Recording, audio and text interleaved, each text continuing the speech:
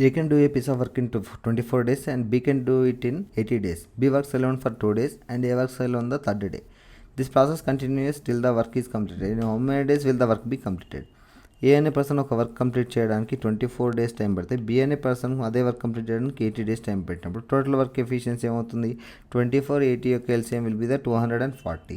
అప్పుడు efficiency of A ఏమవుతుంది? A efficiency will be the 10 అవుతుంది, B efficiency will be the 3 అవుతుంది. ఇక్కడ మనకి ఏమడిగాడు? B work alone for 2 days. B అనే పర్సన్ డే 1 రోజు చేస్తాడు, డే 2 రోజు చేస్తాడు. Again A works alone the third day. Again మళ్ళీ థర్డ్ డే అంటే బి అనే పర్సన్ ఫోర్త్ రోజు, ఫిఫ్త్ రోజు కూడా బి అనే పర్సన్, సిక్స్త్ రోజు ఏ అనే person.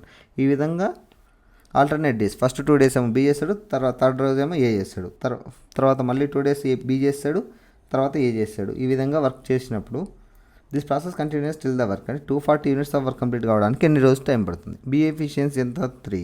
B efficiency second day కూడా బి కాబట్టి 3. A efficiency 10. అప్పుడేమవుతుంది? 3 days of B plus B plus A యొక్క ఎఫిషియన్సీ ఏమవుతుంది? 3 + 3 6, 6 + 10 16. అంటే 3 days వర్క్ కంప్లీట్ చేస్తే 16 యూనిట్స్ ఆఫ్ వర్క్ అనేది కంప్లీట్ అవుతుంది. మనకు మొత్తం టోటల్ వర్క్ ఎంత ఉంది? 240 ఉంది. 240 అనేది 16 యొక్క ఎక్కడ మల్టిపుల్ అవుతుంది అంటే 16 × 15 జా 16 15 జా 240 యూనిట్స్ వర్క్ కంప్లీట్ కావడానికి ఇంటూ 15 జా 45 days. 45 daysలో 240 units of work complete అవుతుంది. అంటే టైం పట్టేది 45 యూనిట్స్లో టోటల్ వర్క్ అనేది కంప్లీట్ అవుతుంది 45 daysలో.